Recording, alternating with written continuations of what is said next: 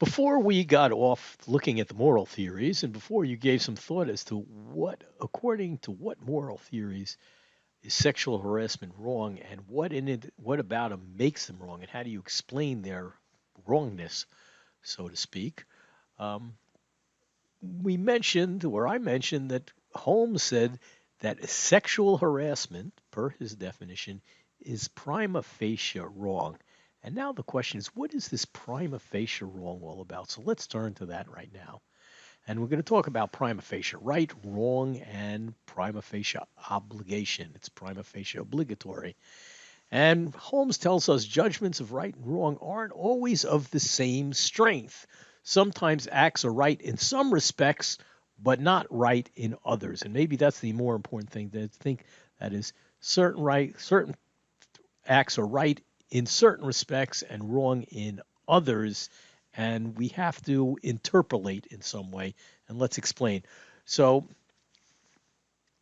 we have a couple of concepts that we need to add to our moral vocabulary. The first one being a prima facie, that something is prima facie right or prima facie permissible, you might say. And that's to say that it's right in at least one respect. And we might say something is prima facie wrong, that is, it's wrong in at least one respect.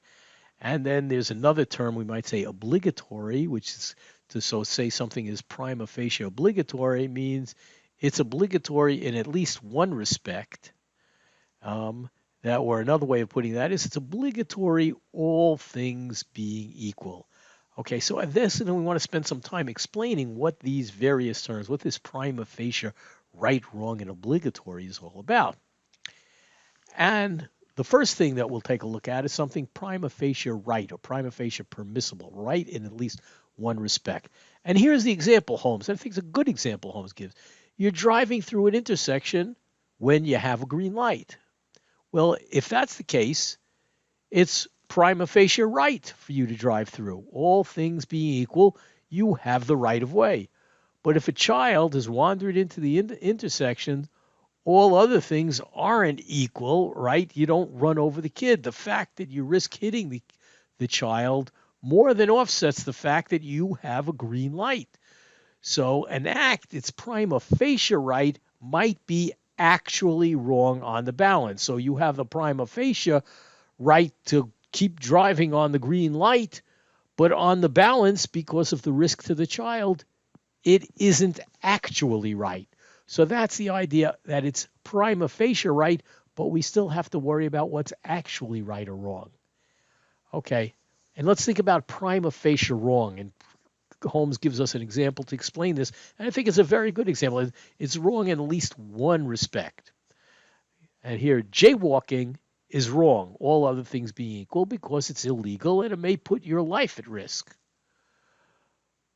But if you're across the street and see the same child wander into the street and you can dash across jaywalking to save it, to save the child, that's actually right on the balance. So while it was prima facie wrong for you to jaywalk, run into the street in that way, it actually, on the balance, when you're considering that the reason you did that, it was the only way to save this kid's life, it was actually the right thing to do, even though what you did was prima facie wrong. And let's talk also about prima facie obligatory. That it's obligatory in at least one respect. That is obligatory, all other things being equal, it's obligatory. So here's the example that Holmes gives us. You promise to visit your grandmother at noon, and on your way, you witness an auto accident whose victim needs assistance. You're the only one who can provide the assistance. While you have a prima facie obligation to visit your grandmother at noon, after all you promised, nonetheless other things aren't equal. That is, providing aid to the injured person overrides that consideration.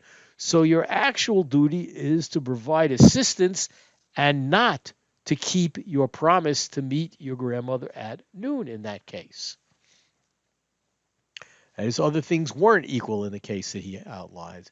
Now, we have various, and it's just worth looking at the terms of moral appraisal that we're using.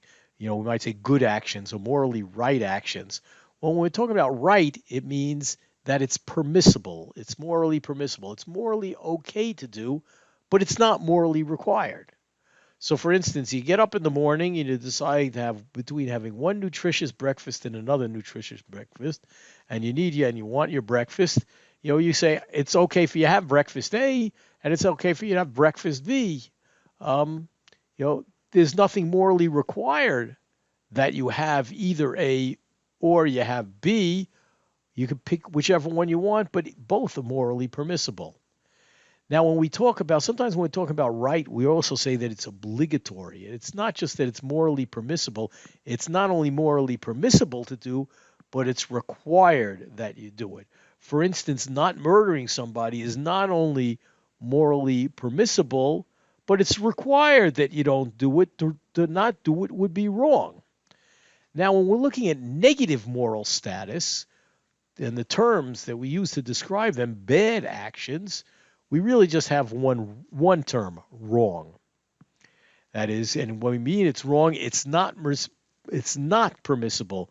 Morally, it's not okay to do it. That is, it's morally obligatory not to do it. So that things that are morally wrong, like murdering somebody, you shouldn't murder anybody. It's not morally permissible to not do that thing. Okay, so that's just kind of a taxonomy, a grouping, a set of moral appraisals that shows you how the moral appraisals interact, or sometimes we might say are interdefinable in each other. Okay, and let's just kind of go back. Prima facie right or wrong or obligatory means in certain respects the action is right or obligatory or wrong, or other things being equal, the action is right. But other things can be more important than this prima facie obligation or prima facie right, or it's prima facie, you do what's prima facie wrong.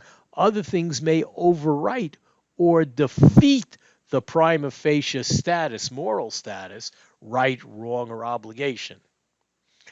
But if nothing overrides or defeats the prima facie status, then not only is it prima facie right, wrong, obligatory, but it's actually right, wrong, or obligatory.